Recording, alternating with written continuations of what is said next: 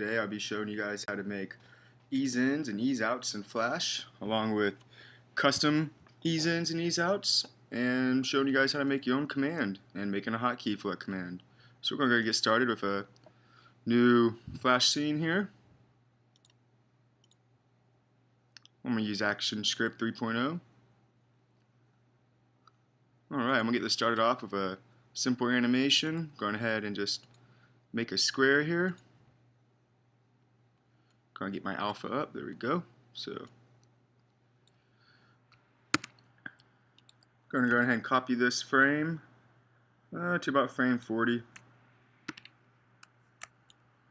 And move it over here. I'll right click on the timeline and go ahead and make it a classic tween. Okay, so here's my animation playing. As you can see, the speed stays constant. It doesn't speed up. It doesn't slow down. If I was going to get my onion skin going on here, you'll be able to see how all the squares are evenly spaced. Therefore, they're all going at the same speed. So if we click on the timeline, right in between the two keyframes, and go into a Properties menu, you're going to see a thing under tweening called ease. So what the ease does is if I bring the ease all the way up to 100, it's going to make an ease out. And an ease out is going from fast to slow. So now if I play my animation, it's going to start off fast and then it's going to slow down. And if I put my onion skin on, you can see that all the frames are closer near the end and farther away, showing that's going to speed up and slow down. And if I go the opposite direction, click on my timeline once again and take the ease and bring it down to -100, create an ease in, and then if I go ahead and play my animation here, you can see I'm going from slow to fast. And once again, I put on my onion skin. You can see that all the frames are closer together in the beginning and spreading apart near the end, showing it's going to go from slow to fast. Now let me show you how to make a custom ease. You go into the ease in, and if you hit this little button right here, it says Edit Ease In. And this is what a ease in looks like right here. And if I go on ahead and bring the ease back to 100 and do that, you can see it's a very similar curve, just going the opposite direction. So if I was to click on any of these anchor points, which these are black dots right here, I can go ahead and adjust it.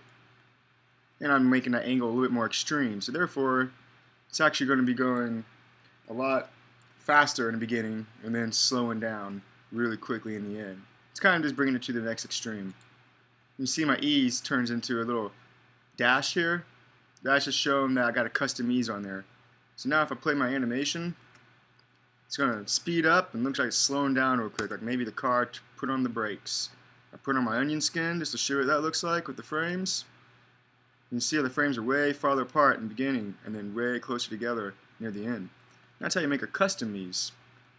Another way you can do a custom ease, I'm going to click on my ease here. Let's go ahead and make a different one. Go back to negative and make it a... So I clicked out the Properties menu. There you go. Got a -100 showing ease in, show you the frame. Looks like this. You can also add anchor points. Like I'll add one right here. Just by simply clicking on it. You can click and drag the anchor point. Play around with it however you want. Go ahead and make another super motion. There you go. Got a nice little clean curvature right there. If I play that animation, you can see it goes from slow to fast. It's like it's revving up and it speeds up real quick.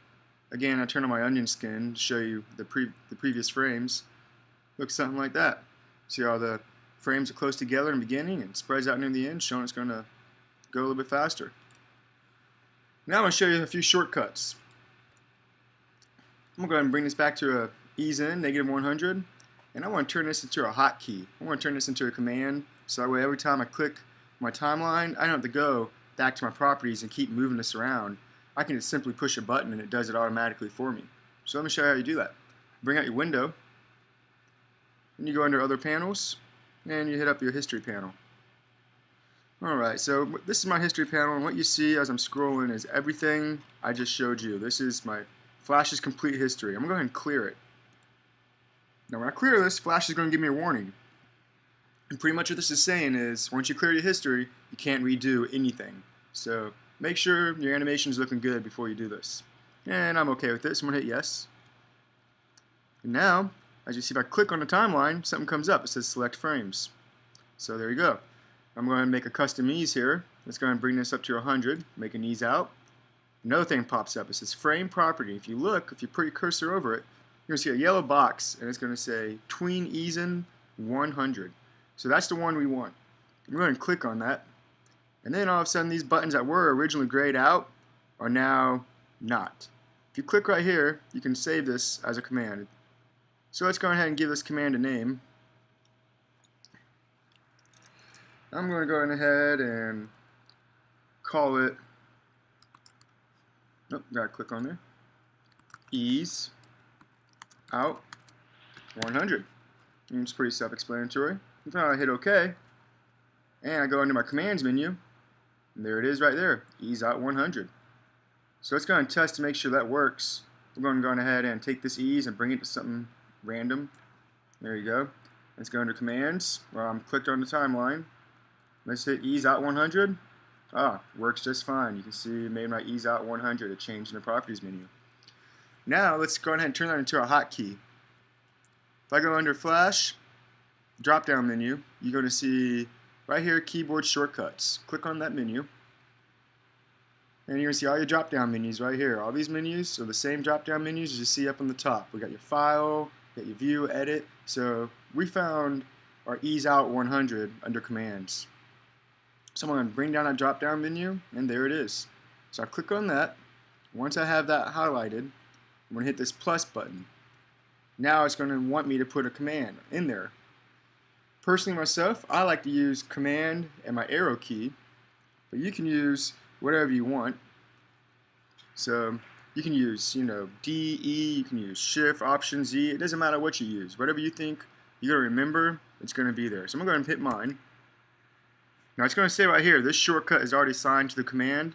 That's because I've made this command for myself multiple times. You won't get that error. Sometimes you get an error that says this command is already assigned to another command.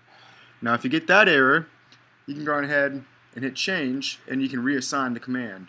I'm just going to hit OK. It's going to ask me, is that okay? And I'm going to say, yeah, it's cool. I'm going to go ahead and reassign that. So now, let's go and test it out. If I take the ease 100 out and let's bring it to something random again, and I'm going to hit my hotkey that I just made. Keep your eye on the properties tab over here. It should switch to my, there it goes. All I did is do my hotkey and it switched over to it. If you forget your hotkeys that you made, you can just go under commands and you can look right there. There's my ease out 100, and there it is, command comma. So that's how I did that. And if I forget my commands, I can go and look right here, and here's all my shortcuts. Alright, well I hope you found this tutorial useful, and thank you for listening.